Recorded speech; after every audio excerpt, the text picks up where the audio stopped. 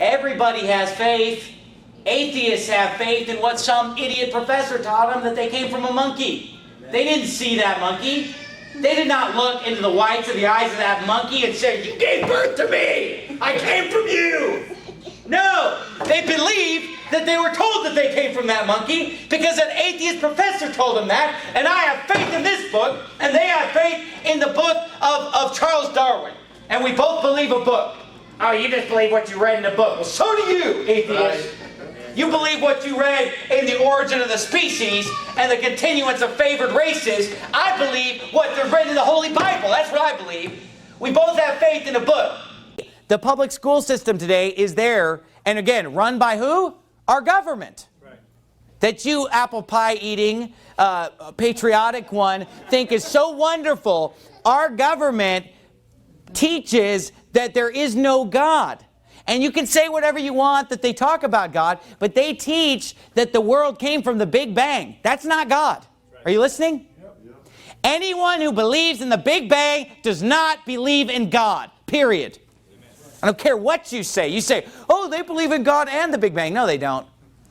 They believe in the Big Bang instead of God. Because the Big Bang is a theory that's there for one reason.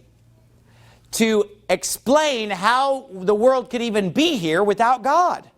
That's the purpose of the Big Bang Theory, is to show you how all this could exist. Because any rational, reasonable person looks around and says, where did all this come from?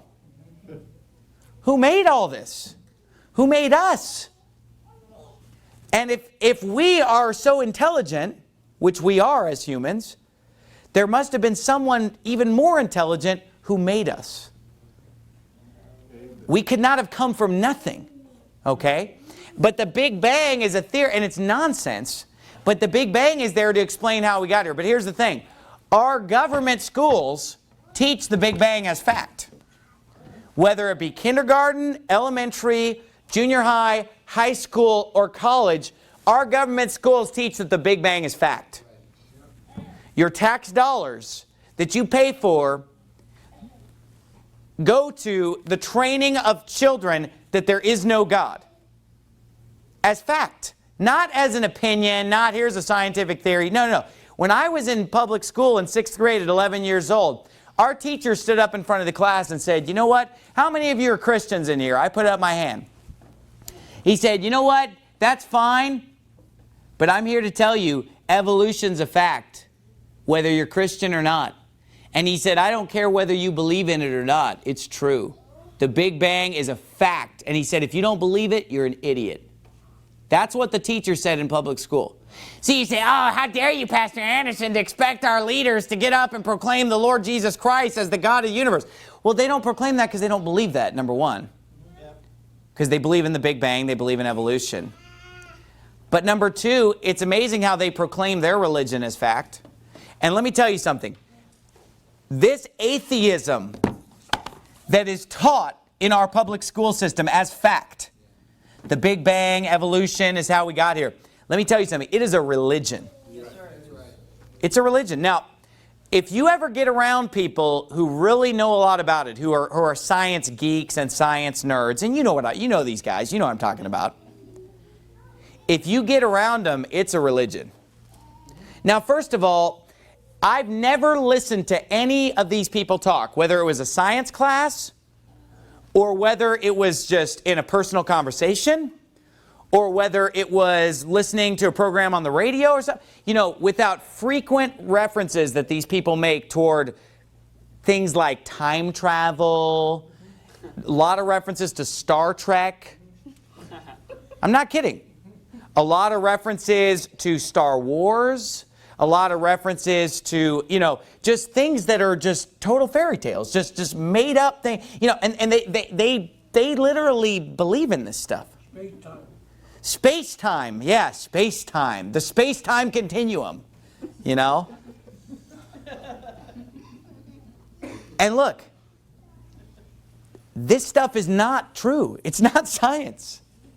How can you say that the whole world came from nothing? And look, they will say to you, and look, it was told me when I was 11 in public school, And you know as well as I do that any science professor and any of our world leaders, if you tell them, I don't believe in the Big Bang, I don't believe in evolution, they'll tell you you're an idiot. Will they not use that word? They'll say you're an idiot. They believe that I'm an idiot today. They believe I'm uneducated today. Because if you don't believe that this whole world came from nothing, you're an idiot. You're an idiot. Because any smart person would know that nothing produces all this. And if you don't believe that, you're an idiot. But see, this is the religion of atheism. It's a religion. See, it'd be smarter if they just said, we don't know how we got here. We don't know what's going on. We don't believe in the Bible, but we don't know what's going on. That would make a lot more sense.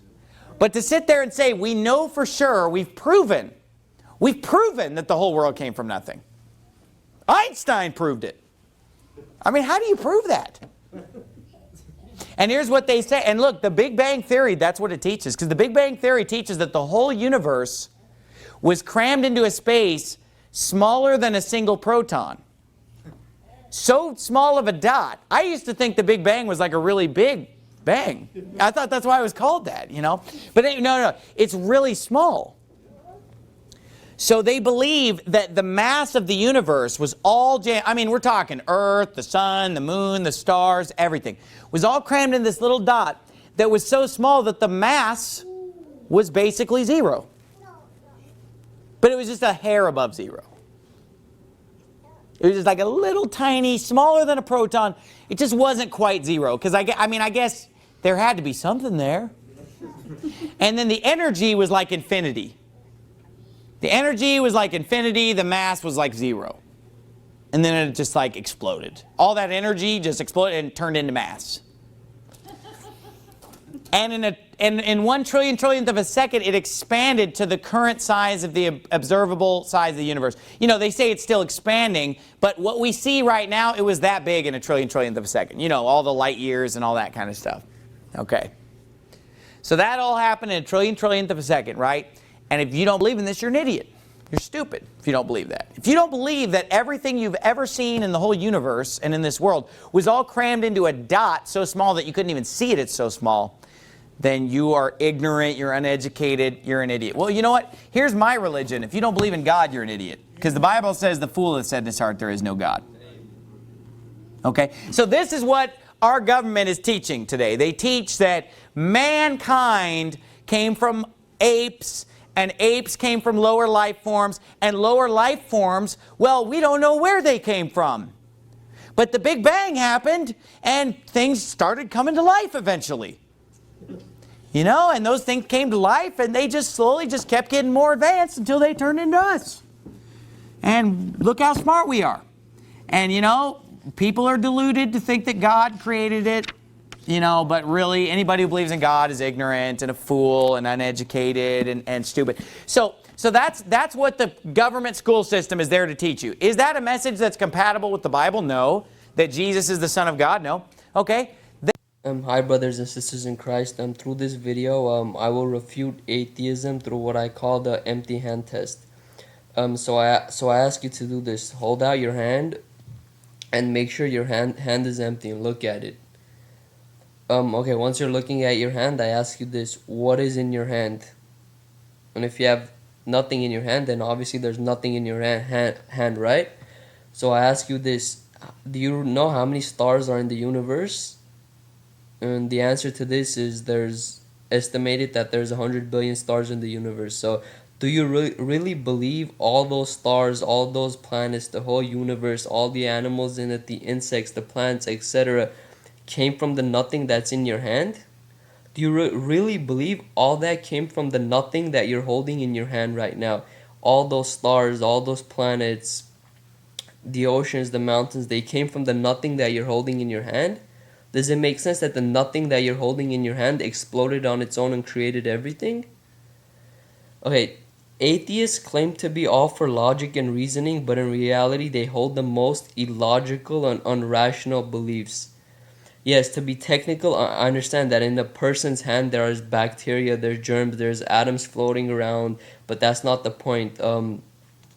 The point is that atheists claim that the universe came from nothing, and through this simple test you can prove that how illogical and how, to be honest, how dumb that sounds. I believe God created the universe. Not the universe came to existence on its own. I believe the nothing I'm holding in my hand right now, that can't create a universe, nor can the nothing you're holding in your hand, that can't create a universe, only God can. So please wake up, we are living in the end of times. I can't believe people are still questioning God's existence. When I was an atheist, I was so blind, I was so stupid. Glory to God that I came to know the truth in the way through Jesus Christ. I am truly blessed to be saved by Christ. Hey folks, this is Shock, and as you know, April 1st is getting closer, and April 1st is National Atheist Day. Atheism. What happens when you die? Atheism says nothing.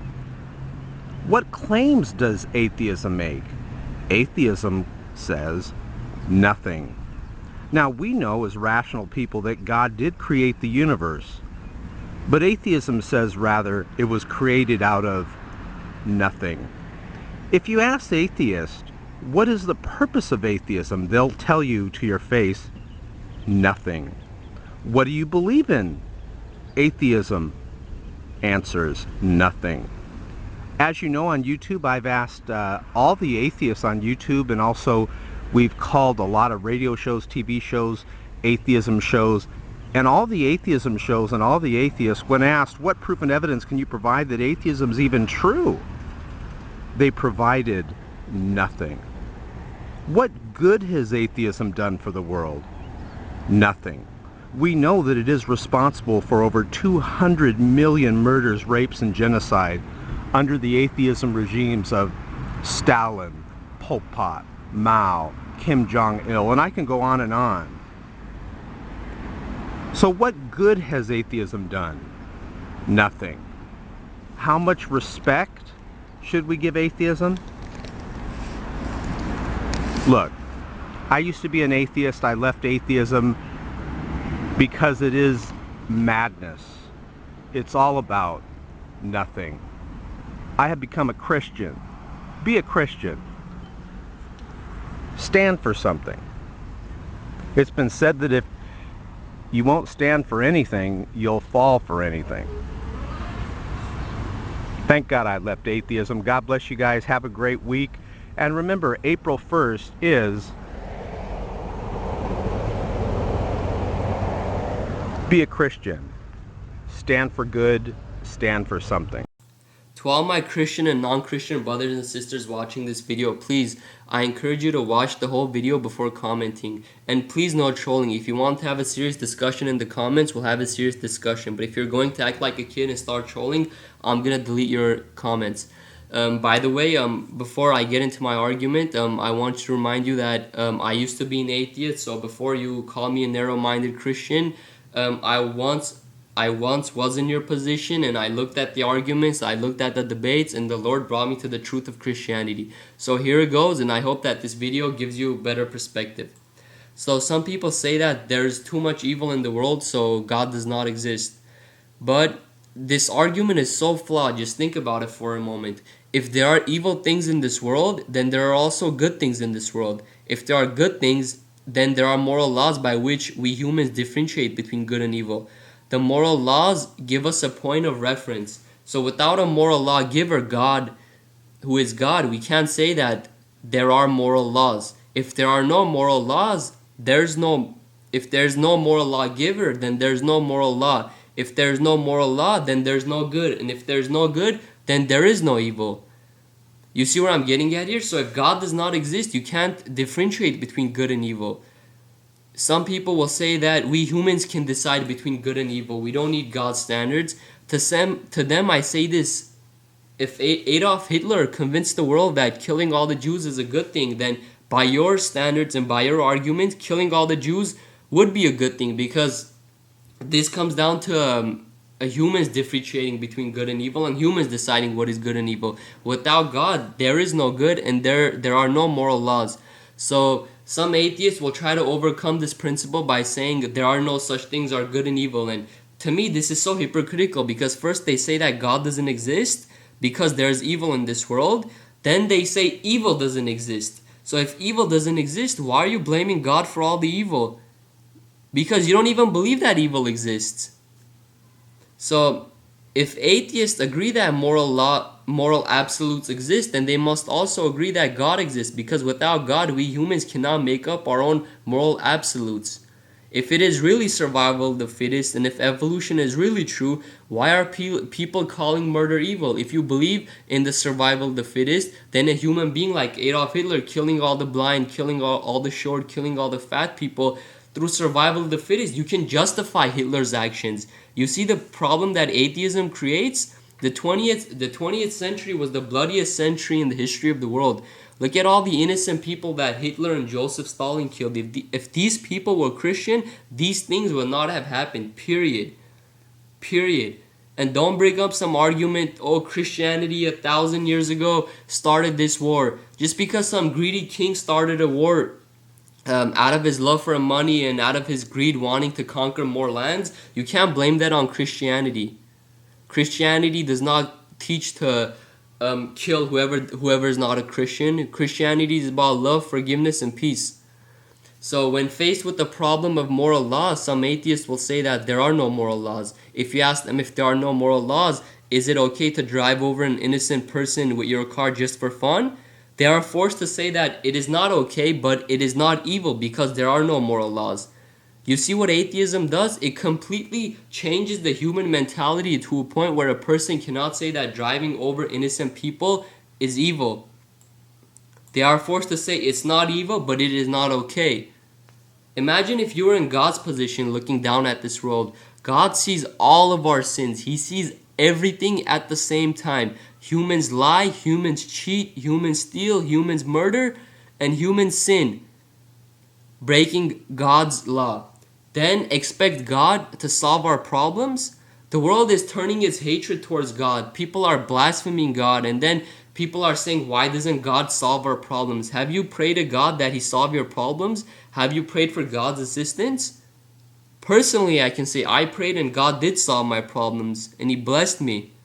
So don't accuse God and attack Him in the faith and then say God doesn't help us. People blame God when an airplane crash lands in the ocean and kills all the passengers. This is so hypocritical, because when a human being has a choice to save a life or not, when it comes to aborting a baby or not, they might choose to abort. So before you blame God for innocent people dying, make sure you're not supporting the deaths of innocent, defenseless, and unborn babies. Don't curse God and then blame Him for all the problems of this world. Maybe you are the problem of the world. Maybe we all of our sins we humans do, maybe that is the problem of the world.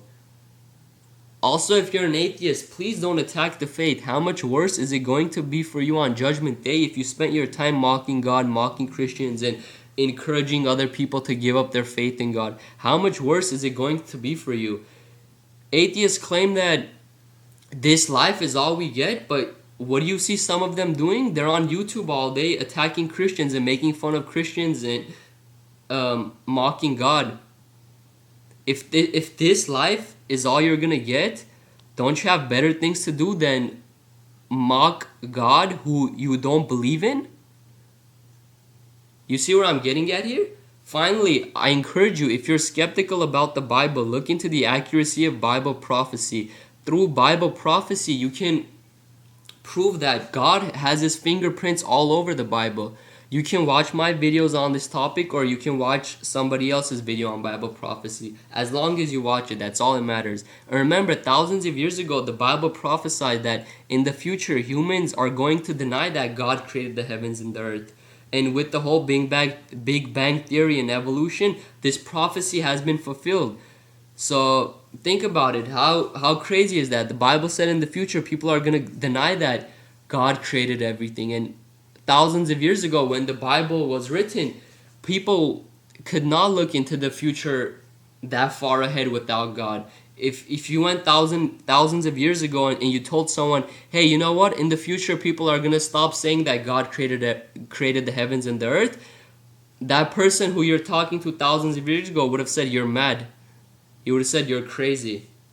So And also remember, if you believe in the Big Bang or if you believe in evolution, don't let that drive you away from the faith. A lot of Christians believe in both theories and they still hold strong to the faith. And the Big Bang and evolution, it in no way, shape, or form disproves the existence of God. So don't say God doesn't exist because evolution is true. Don't say God doesn't exist because the Big Bang is true. In his lecture series, Growing Up in the Universe, Richard Dawkins explains the purpose of life. We began by asking what flowers were for. We considered various answers and eventually concluded that flowers are for the same thing as everything else in the living kingdoms, for spreading copy me programs about, written in DNA language. The purpose of all living things, says Dawkins, is to spread copy me programs written in DNA language. DNA is basically a set of instructions for building things, but the things that are built are ultimately for making more copies of DNA. So the purpose of living things is to make copies of DNA. Flowers are for spreading around instructions for making flowers. Bees are for spreading around instructions for making bees. Elephants for spreading instructions for making elephants. And birds for making more birds. Clearly, this would include human beings. What's the purpose of you and me and Richard Dawkins? Our DNA builds its own self-copying machinery. This is what we are. We are machines built by DNA whose purpose is to make more copies of the same DNA. In the study guide that accompanies the lecture series, we read, "We are machines for propagating DNA, and the propagation of DNA is a self-sustaining process. It is every living object's sole reason for living." Your sole reason for living is to make copies of a molecule. You're a machine for propagating DNA. Why is this interesting? Well, the people who tell us that our purpose in life is to make copies of DNA happen to be some of the worst people in the world when it comes to making copies of DNA. They're just really, really bad at propagating DNA. In the West, many atheists are convinced that atheism is rapidly expanding. But we shouldn't confuse whining and trolling with expanding.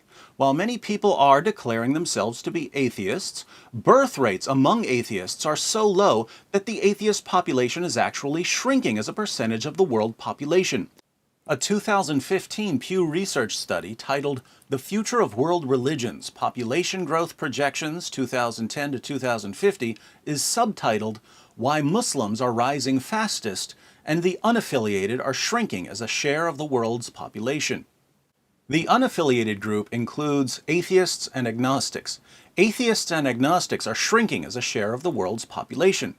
For you atheists who are yelling, "But so many people are becoming atheists in America and Europe, surely we must be taking over the world," the study takes conversions into account, but concludes that by 2050, atheists, agnostics, and other people who do not affiliate with any religion, though increasing in countries such as the United States and France, will make up a declining share of the world's total population.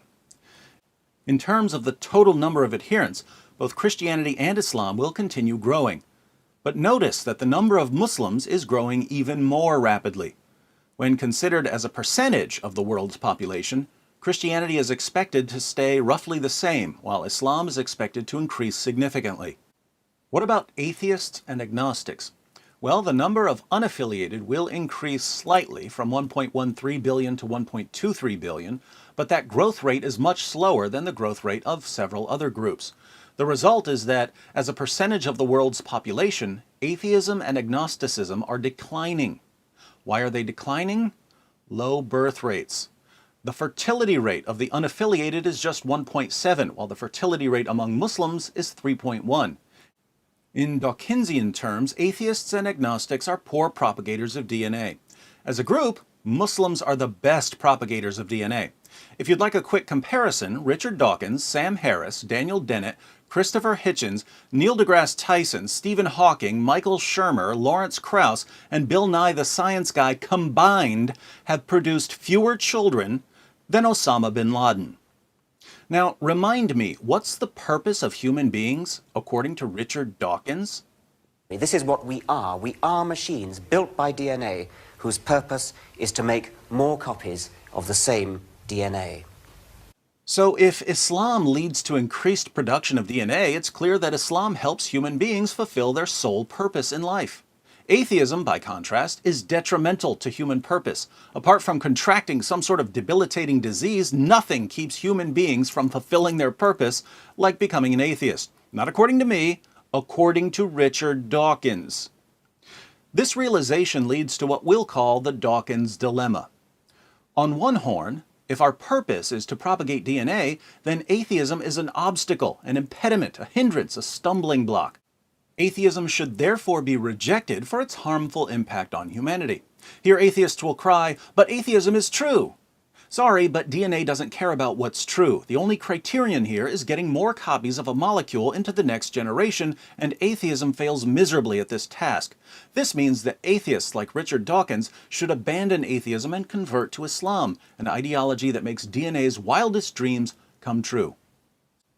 On the other horn, if atheists like Richard Dawkins don't want to convert to Islam, they need a purpose that goes beyond the propagation of DNA. They need a purpose that transcends biology. They need a purpose that just isn't available on atheism. Hence, if Dawkins doesn't want to convert to Islam, he needs to reject atheism for failing to provide a purpose higher than the biological. So Dawkins can either reject atheism and convert to Islam because Islam, unlike atheism, helps him fulfill his purpose as a human being, or he can reject atheism because it doesn't provide a purpose beyond propagating DNA, and a purpose that goes beyond propagating DNA is required to avoid the first horn. Either way, atheism must be abandoned. Now, for you Muslims who are watching, cheering when I say that Islam is growing rapidly, you should click on this video to see why Islam is growing rapidly. Here's a hint. Due to the poor treatment of women in Islam, many Muslim women have little to do in life besides making babies, and this leads to high birth rates among Muslims, thus the growth of Islam. Since DNA doesn't care how Muslim men treat their wives, so long as the DNA molecule is replicated, Islam's poor treatment of women ends up making it the ultimate ideology for propagating DNA. Thus, the absurdity of Dawkins claiming that our sole purpose in life is to propagate DNA, while condemning ideologies that promote our sole purpose. But for those of us who believe that human beings were created for a higher purpose, something far more significant than making copies of a molecule, the reasons for Islam's rapid growth turn out to be evidence that it's false, in spite of its rapid growth. So before you cheer, watch this video and try facing reality. Hi brothers and sisters in Christ. I wanted to make this video to wake some people up on. There was an agnostic. He was saying, "Oh, I don't believe in the existence of God, but once I see some evidence, I'll consider it." And then I'm thinking to myself, wait, what do you mean evidence? Are you blind? Do you not see the same things that I see? You don't see all these trees, you don't see all these mountains, you don't see the sun, you don't see the sky? I mean, you think all of that just all that beauty just came into existence on its own and there was no divine intervention? I mean, now I understand that some people, they're living under a rock. There's, just like the Bible says, professing to be wise, they became fools. And now the more I talk to agnostics and how they talk about, oh, they'll consider the existence of God when they see some evidence, I'm like, are you not evidence that God exists? Is your consciousness not evidence that He exists? How much more evidence do you need? Do you want God to physically come down to you and say, look, I exist, for you to start believing in Him? That's the point of faith. How much more evidence do you need to have faith? Look at all the beauty of this world. I mean, is that not enough? Is creation not enough? You think everything came out of nothing? And then nothing made everything? How does that, how come you don't need evidence to believe that? How does that make sense to you? I mean, most of the scholars and the people that profess to be scholars and they're educated, they claim, and they'll believe the idea that all this came out of nothing. They'll believe that, but they'll bash the one and only true religion, which is Christianity. I mean, some people really need to wake up. I mean, you have the same eyes I do, you have the same ears as I do. How do you not see the same things that I see? What else do you want God to do for you to start believing in him? Is this not enough? Is all this creation not enough? Wow, some people, if you're one of these people, please get up under that rock, take your head out the sand, open up your eyes. We're living in the end of times, and you guys are still talking about how you'll consider God's existence once you see evidence. You gotta be kidding me. You gotta be kidding me. And like some people claim, it takes more faith to be an atheist than it takes to be a Christian. So, all you atheists and agnostics bashing Christianity, you have more faith since through faith you believe that all this came out of nothing while you bash religion. That doesn't make sense. So you people that are denying God's existence, you really need to wake up. And most people, and some people I should say, they don't even deny God's existence. They just say, just because I choose not to believe in God because I don't want to be held responsible for my actions. Well, just because you choose not to believe in him, that doesn't mean he doesn't exist. And you truly know in your heart he just exists. He exists. You're just rebelling against him, thinking that he won't condemn you on Judgment Day, when in reality you're wrong. So please wake up, people.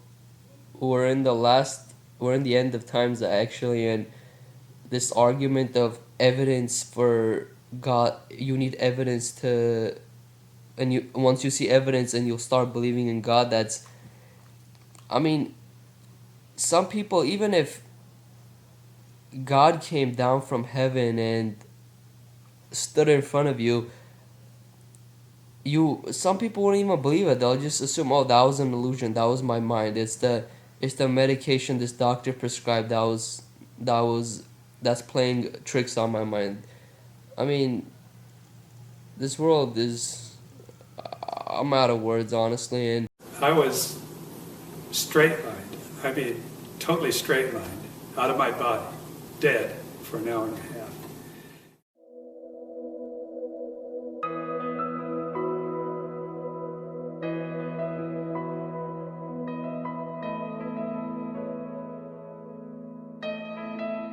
My name is Richard Cole, and I am 72 years old. I have never been what I would call religious. I've always believed that there was a God, and I believed that there was Jesus, but I've had doubts. I've been a doubter before, but I'm no longer that. And this happened to me in 2005, so that was 6 years ago. And so how it came about was that I was on my way to Monterey. I go up there every year for the historic car races. While I was stopped at the stoplight, I had a pain that started in my jaw, right in the mandibular area, went down my jawbone, down my carotid artery, and into my chest. I said, "Oh, this is strange." My friend and his wife said, "What's wrong with you? You don't look very good. What's your symptoms?" I said, "Well, my hands feel a little sweaty and I feel a little clammy." I said, "I don't know what's going on." He says, "I'm going to take you to the hospital." I said, "Oh, I'll be okay. I'll go home and take an aspirin. This will be done with." He says, "No, we're going right now." So we went in and they put me on a gurney because there was no room in the emergency room. My blood pressure was extremely high, and they gave me a couple of shots right away to try and get my blood pressure down. And then I went right into the x-ray room, and they gave me some x-rays, and came back in a little while, and Steve, the doctor, a friend of mine, says, "You have a serious problem." And I said, oh, really? And he says, yes. He says, you have an aneurysm, but what's worse, it's split, and I think you're bleeding internally. 5 o'clock the next morning, I was in the pre-op, or the ready room rather, at Cottage Hospital. Anesthesiologist came in and says, well, I'm going to, give you a shot right now, and then you're going to go off to sleep. I said, okay. I said, is the doctor here yet? Yeah, he's here. So I asked to see him. I said, okay, what are you guys going to do to me? And he says, well, what we have to do is cool you down to a real low temperature. And when we do that, it'll be just like chopping a hole in Lake Michigan in the ice in the middle of the winter. Everything's going to stop. Your brain's going to stop and your heart will stop. I said, well, I've never heard of that before. And I read a lot. And he says, we usually don't tell our patients what we're going to do to them, or else they'd run down the hall dragging the IV behind them. They told me when I went in that I'd have about a 50-50 chance of making it. I found out later with that kind of operation where they take your heart out, you have a 10% chance of survivability. So the anesthesiologist put the IV in. I went off to sleep right away, and they start rolling me down the hall to the operating room. And then I realized that I was still conscious and I wasn't under yet. It was like I was for a little bit, but then I was awake again. And I saw them roll me into the operating room. And so I wanted to tell the doctors that, hey, you got to give me some more of whatever it was you gave me because I'm not out yet. But I couldn't speak. I didn't have any pain or anything like that. I just could not open my mouth and get the words out, even though I tried very hard to tell them that I was still conscious. So I'm laying on the table, and there are 3 doctors standing over me and 2 nurses, and they all have their gowns on, their masks on and everything. They're ready to go. And I heard the doctor ask the nurse for the scalpel, and she got it, and she started to open me up from right here down to here. He did. Opened me up like that, and then they got an electric saw out and started cutting my breastbone open. And then I saw them go down and start to take my heart out, and then everything went black. But I was still conscious, but I couldn't see anything. And it was like a heavy black fog, and I'm just standing there looking around. I couldn't figure out what to do next or what was going to happen next. Right then, 2 beams of light came over my right shoulder. So I started to turn around and look over my shoulder to see where it was coming from. And then I heard a voice. And the voice was very authoritative, not loud, but he says, don't turn around. And I'm thinking, well, why not? And he says, don't turn around because if you see my face, you'll have to stay here. And he says, now, that'll be okay if you stay here, but I have a job for you. And if you disobey me, I won't be happy. And he says, you don't want to see me unhappy. So I said, yeah, well, okay. I better pay attention and do what he says. And then I said, I know who you are. He said, oh, you do? And I said, yeah.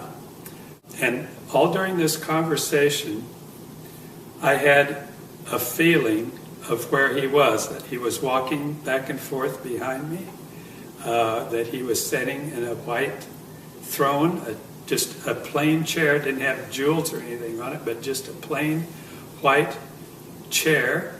And I could just feel that, and I don't know why. That's what I was feeling. The next thing that happened is he said, do you have any more questions before you leave? I said, I got to think about this. And I thought, I was thinking really hard, what am I going to ask God? Couldn't think of anything. I wanted to be really smart enough to ask him something very pertinent. And so I said, well, I'm going to have to revert to an old cliche. What's the meaning of life? And he starts laughing again. I said, what's so funny now? And he says, well, I don't know why, but a lot of people ask me that question, and it's really real simple. But I tell you what, when you come back, we'll sit down. You can ask me all the questions that you ever will have. I'll answer them for you. So I said, okay. He says, okay, it's time for you to go back. And I turned around. I'm sorry, but he put his arms around me. He put his arms around me. And it was a feeling that I can't explain. It was unconditional love, but it was words. I can't tell you the words. And I'm sorry, but I always act like this because I can feel it again. So, it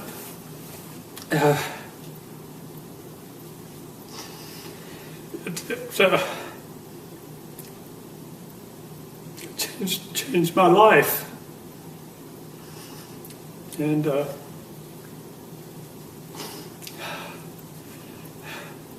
the next thing I heard was the nurse was saying, I think he's ready to come out of it. His temperature's at 90 degrees.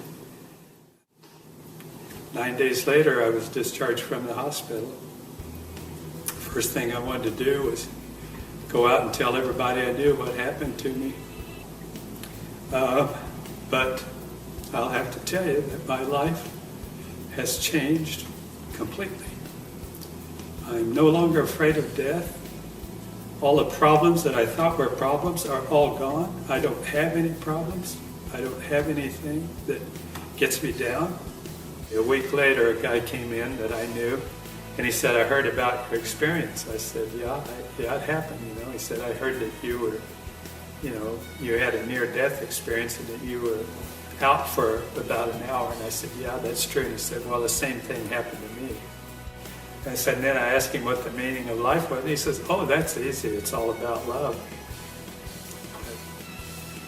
That was the perfect answer. So I got that message right away. Now I study the Bible, and it's taken me a long time. I've been doing it for 6 years. I'm up to Matthew. I've translated every word from the original manuscripts into English. I was baptized recently. People ask me questions about that. Well, why are you getting baptized now? And I said, because it's the right time. I don't know what else to tell them. I don't believe that you have to be baptized to go to heaven, but I know one thing. I want to follow what Jesus did. He set an example. I want to, so I did.